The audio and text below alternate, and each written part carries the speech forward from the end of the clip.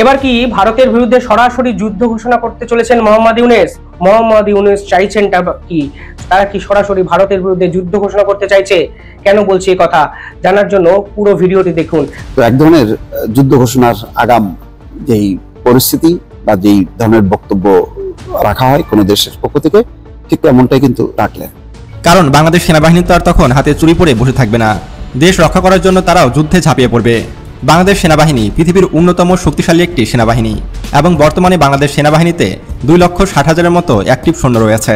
এছাড়া বাংলাদেশ সেনাবাহিনীতে রয়েছে অত্যাধুনিক সব মারণাস্ত্র। শেখ হাসিনাকে ফিরিয়ে এনে সবার সামনে বিচার করা হবে বলে মন্তব্য করেছেন অন্তর্বর্তী সরকারের প্রধান উপদেষ্টা। কারণ আপনাদের মতো এরকম ভাসমান পতিতার মতো এরকম ভাসমান যেই প্রগতিশীল আছেন, সারা জীবন আপনারা আপনাদের মাথা চাপাতে থাকবেন আর পাছা চাপাতে থাকবেন, এটাই আপনাদের শাস্তি। আওয়ামী লীগের রাজনীতি বাংলাদেশে করতে পারবে না, কারণ ডক্টর মোহাম্মদ ইউনূস স্যার যেভাবে অ্যাকশন নিচ্ছে সম্ভব না। আওয়ামী লীগের রাজনীতি বাংলাদেশে করতে পারবে না। দর্শক, বিবিসি বাংলা নিউজে একটি সংবাদ পরিবেশন হয়েছে আওয়ামী লীগকে নিয়ে। সেখানে হেডলাইন লেগেছে, আওয়ামী লীগ নেতারা দিশেহারা, রাজনীতি ছাড়তে চান অনেকেই আওয়ামী লীগের রাজনীতি ছেড়ে দিতে চান, তারা এখন দিশেহারা পথহারা।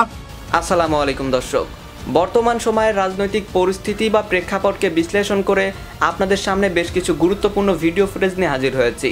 দর্শক, আমি আশা করছি আপনারা সেটা ভিডিও শুরুটা দেখেই বুঝতে পেরেছেন। তাই বলবো দর্শক, যারা ভিডিওটি অন করেছেন তারা অবশ্যই নিউজটি না টেনে সম্পূর্ণ মনোযোগ সহকারে দেখবেন, তাহলেই মূল রহস্যগুলো বা আসল ঘটনাগুলো জানতে বা বুঝতে পারবেন। তো প্রিয় দর্শক, আমি আর বেশি কথা বাড়াবো না। আমি ভিডিও শুরুতে আপনাদের যে ভিডিওগুলোর অংশবিশেষ দেখিয়ে শুরু করেছিলাম, সেই ভিডিওগুলোর বিস্তারিত আলোচনা দেখাবো। তবে তার আগে বলি, যারা এখনও চ্যানেলটি সাবস্ক্রাইব করেননি সকলে চ্যানেলটি সাবস্ক্রাইব করে পাশে থাকা বেল আইকনটি বাজিয়ে দিবেন। আর যারা ইতিমধ্যেই সাবস্ক্রাইব করে রেখেছেন তাদের সকলকে অসংখ্য ধন্যবাদ।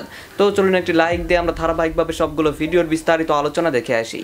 তাই বর্তমানে ভারত চাচ্ছে যে কোনো মূল্যে বাংলাদেশের শেখ হাসিনাকে ক্ষমতায় বসাতে, নয়তোবা পুরো বাংলাদেশকে তারা দখল করতে চায়। হতে পারে ভারত সেনাবাহিনী পাঠিয়ে বাংলাদেশকে দখল করে নিতে পারে, কিন্তু এটা যতটা বলা সহজ ততটাই করা কঠিন। কারণ বাংলাদেশ সেনাবাহিনী তো আর তখন হাতে চুরি পরে বসে থাকবে না। দেশ রক্ষা করার জন্য তারাও যুদ্ধে ঝাঁপিয়ে পড়বে। বাংলাদেশ সেনাবাহিনী পৃথিবীর অন্যতম শক্তিশালী একটি সেনাবাহিনী এবং বর্তমানে বাংলাদেশ সেনাবাহিনীতে 2,60,000-এর মতো অ্যাক্টিভ সৈন্য রয়েছে। এছাড়া বাংলাদেশ সেনাবাহিনীতে রয়েছে অত্যাধুনিক সব মারণাস্ত্র, যেগুলো ভারতের ঘুম হারাম করে দিতে পারে। আপনারা হয়তো ভাবতে পারেন যে ইন্ডিয়ার সেনাবাহিনী তো বাংলাদেশের চেয়ে সাইজে অনেক বড় এবং তারা অনেক বেশি শক্তিশালী, তাহলে বাংলাদেশ কিভাবে ভারতের সাথে পারবে? আসলে ভারতীয় সেনাবাহিনী পৃথিবীর অন্যতম শক্তিশালী বৃহৎ একটি সেনাবাহিনী হলেও তারা সর্বশক্তি বাংলাদেশের বিরুদ্ধে প্রয়োগ করতে পারবে না। কারণ বাংলাদেশ দখল করতে হলে ভারতের কমপক্ষে 25 থেকে 30 ডিভিশন সৈন্যের প্রয়োজন আছে। সেখানে ভারতের হাতে রয়েছে মাত্র 40 ডিভিশন সৈন্য, যার বেশিরভাগ চীন ও পাকিস্তান বর্ডারে নিয়োজিত থাকে। ফলে ভারত কখনোই পূর্ণ শক্তি নিয়ে বাংলাদেশে হামলা করতে পারবে না। ফলে বাংলাদেশে হামলা করা মানে ভারতের নিজের পদে বাস নেওয়ার মতো। এছাড়াও বাংলাদেশ একটি নদীমাতৃক দেশ। বাংলাদেশ জুড়ে ছড়িয়ে ছিটিয়ে রয়েছে শত শত নদী, যেখানে ভারী কোনো অস্ত্র চলবে না, অর্থাৎ ভারী যুদ্ধ ট্যাঙ্ক, ভারী আর্টিলারি এগুলো কিন্তু বহন করা যাবে না বাংলাদেশের মাটি দিয়ে। ফলে বাংলাদেশ যদি সব রোড ব্লক করে দেয়, তাহলে ভারত কখনোই বাংলাদেশ সেনাবাহিনীর সাথে পূর্ণ শক্তি নিয়ে যুদ্ধ করতে পারবে না। এইসব দিক বিবেচনা করলে ভারত কখনোই আমাদের প্রতিপক্ষ নয়, ভারত আমাদের সাথে যুদ্ধে টিকতে পারবে না। এছাড়াও বাংলাদেশের আরেকটি বড় শক্তি হলো বাংলাদেশের আধা সামরিক বাহিনী বা প্যারামিলিটারি বাহিনী। বাংলাদেশের প্যারামিলিটারি বাহিনী পৃথিবীর সবচেয়ে বৃহত্তম বাহিনী। প্রায় 68 লক্ষ প্যারামিলিটারি বাহিনী রয়েছে বাংলাদেশ সেনাবাহিনীতে, যারা সকলেই অস্ত্র চালাতে জানে। ফলে এত বড় বাহিনীর সামনে ভারত কখনোই দাঁড়াতে পারবে না। প্যারামিলিটারির কথা বাদই দিলাম, শুধুমাত্র বাংলাদেশ সেনাবাহিনীর সামনে দাঁড়ানোর মতো ক্ষমতা ভারত সরকারের নেই। এমনকি আপনি জানলে অবাক হবেন যে বাংলাদেশ সেনাবাহিনীতে খুবই শীঘ্রই আরও ভয়ঙ্কর সব মারণাস্ত্র যুক্ত হচ্ছে। বাংলাদেশ বর্তমানে তুরস্ক, চীন, রাশিয়া এবং আমেরিকার কাছ থেকে ভয়ঙ্কর সব যুদ্ধাস্ত্র ক্রয় করছে, যেগুলো দেখলে তো ভারত প্যান্টে হিসু করে দেবে। বন্ধুরা, এবার আমি আপনাদেরকে বাংলাদেশের আপকামিং বেশ কয়েকটি অস্ত্র দেখাবো, যেগুলো দেখলে মোদী সরকার নড়ে চড়ে বসে এবং ভারতের সকল মানুষ ভয় পায়। বাংলাদেশের এই অস্ত্রগুলোর সামনে মিয়ানমার কেন, ভারতও 10 বার উঠবে বসবে এবং এই অস্ত্রগুলো যুক্ত হওয়ার পরে বাংলাদেশ হবে দক্ষিণ এশিয়ার অন্যতম শক্তিশালী একটি দেশ। নাম্বার 1, বোরা ব্যালিস্টিক মিসাইল। 2018 সালে বাংলাদেশ সর্বপ্রথম ব্যালিস্টিক মিসাইল ক্রয়ের আলোচনা শুরু করে। তবে যেহেতু এটি ভারী ও ব্যয়বহুল অস্ত্র, তাই এটি ডেলিভারি পেতে একটু বেশি সময় লেগে গেছে। বাংলাদেশ মূলত তুরস্ক থেকে বোরা ব্যালিস্টিক মিসাইল অর্ডার করেছে, যেটা খুব শীঘ্রই বাংলাদেশের বহরে যুক্ত হবে। আপনি জানলে অবাক হবেন, তুরস্কের এই ব্যালিস্টিক মিসাইলটি পৃথিবীর মধ্যে অন্যতম শক্তিশালী একটি ব্যালিস্টিক মিসাইল এবং এর সর্বোচ্চ রেঞ্জ 240 কিলোমিটার এবং এটা নিখুঁতভাবে আঘাত আনতে সক্ষম। অর্থাৎ এটি দিয়ে আমরা মিয়ানমারের রাজধানী নেপিডোতেও আক্রমণ চালাতে সক্ষম হব। এতে করে মিয়ানমার কখনোই আমাদের সামনে দাঁড়াতেও পারবে না। আর সবচেয়ে অবাক করা বিষয় হলো এই ব্যালিস্টিক মিসাইলটির গতি। এটির গতি ম্যাক 5, অর্থাৎ এটি শব্দের গতির চেয়েও 5 গুণ স্পিডে গিয়ে শত্রুর যে কোনো স্থাপনায় আঘাত আনতে সক্ষম, এবং এটি 150 কেজি থেকে 250 কেজি পর্যন্ত ওয়ারহেড বহন করতে পারে। আশা করা যাচ্ছে যে আগামী কয়েক মাসের মধ্যেই হয়তো বাংলাদেশ সেনাবাহিনী এই বোরা ব্যালিস্টিক মিসাইলের ডেলিভারি পাবে। Number 2, attack helicopter. বন্ধুরা, আপনারা হয়তো জানেন যে বাংলাদেশ সেনাবাহিনীর কাছে কোনো রকম অ্যাটাক হেলিকপ্টার নেই, অথচ আমাদের পার্শ্ববর্তী দুই শত্রু দেশ ভারত এবং মিয়ানমারের হাতে কিন্তু বিপুল সংখ্যক অ্যাটাক হেলিকপ্টার রয়েছে। বিশেষ করে মিয়ানমারের হাতেও কিন্তু 9টি অ্যাটাক হেলিকপ্টার রয়েছে। তাই বাংলাদেশের এখন ফরজ হয়ে গেছে অ্যাটাক হেলিকপ্টার ক্রয় করা। বাংলাদেশ মূলত 2018 সালে অ্যাটাক হেলিকপ্টার হয়তো অর্ডার দিয়েছে। বাংলাদেশ প্রথমে চীন এবং রাশিয়ার সাথে আলোচনা করেছিল। তারপরে গুঞ্জন উঠেছিল যে আমেরিকার কাছ থেকে অ্যাপাচি অ্যাটাক হেলিকপ্টার ক্রয় করবে বাংলাদেশ, কিন্তু আমেরিকার অ্যাপাচি অ্যাটাক হেলিকপ্টারগুলো অত্যন্ত ব্যয়বহুল হওয়াতে বাংলাদেশ সে সিদ্ধান্ত থেকে সরে আসে। বর্তমানে গুঞ্জন উঠেছে যে এই বছর বাংলাদেশ তুরস্কের তৈরি টাই T-129 অ্যাটাক হেলিকপ্টারের ডেলিভারি পাবে।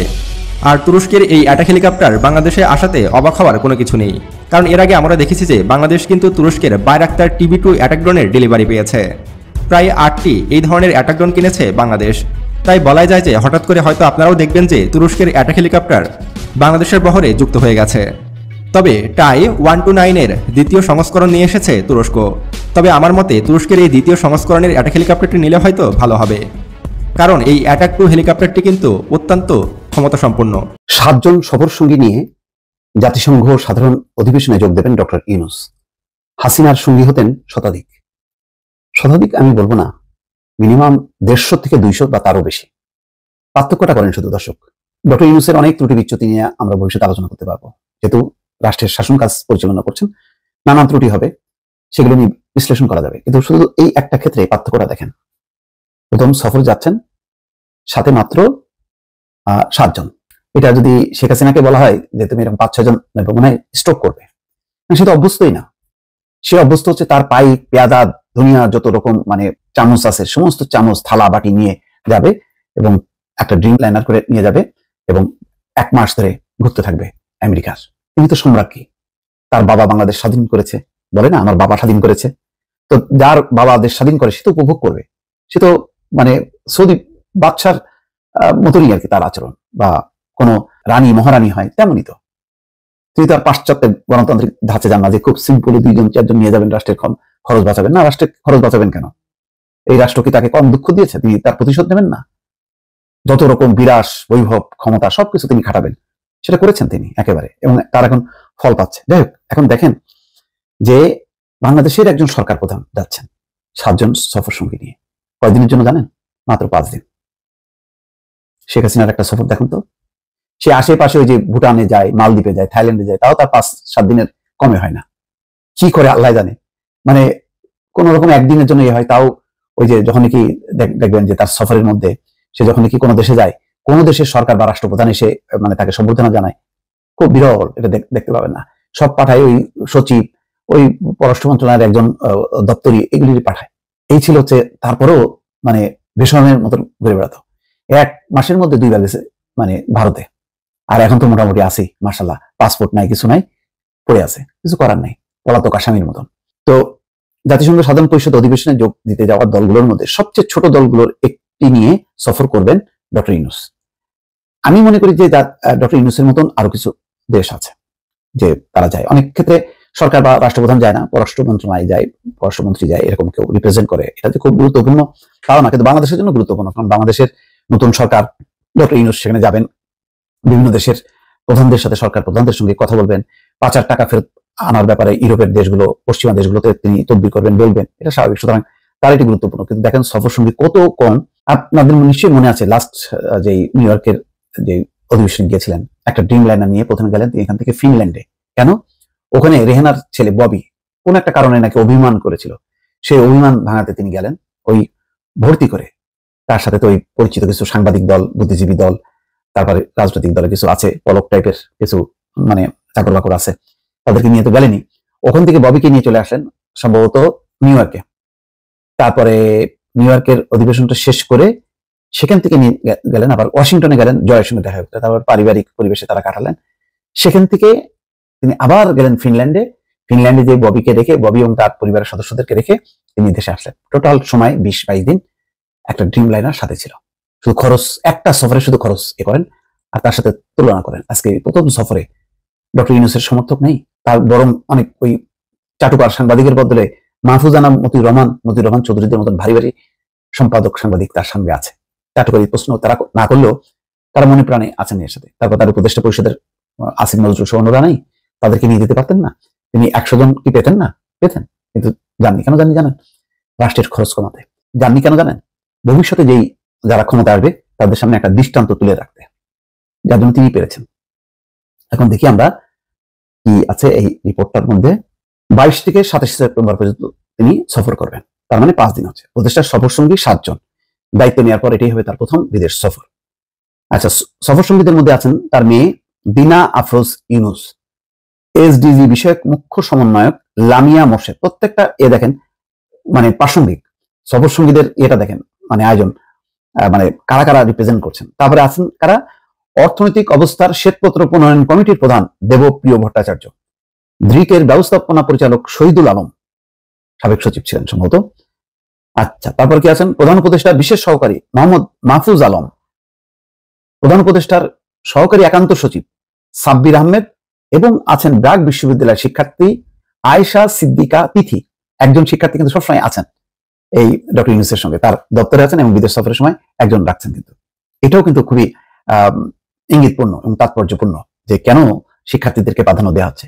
এবং তিনি জানেন আগামী দিনে বাংলাদেশের একত্রিত করবেন বা রাজত্ব করবেন, দেশ পরিচালনা করবেন ছাত্ররা। সেই ছাত্র শক্তিকে তিনি উজ্জীবিত করার জন্য তার সাথে রাখছেন।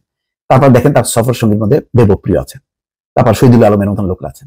আপনি পুরো চেহারাটা শুধু দেখেন কতটা ওয়েট ক্যারি করে এই টিমের। দর্শক, আমি আশা করছি আপনারা সকলে অত্যন্ত মনোযোগ সহকারে সবগুলো ভিডিওই দেখেছেন। এমনকি দর্শক, যদি এই ভিডিওগুলো সম্পর্কে আপনাদের কোনো মতামত থেকে থাকে তাহলে তো অবশ্যই জানাবেন।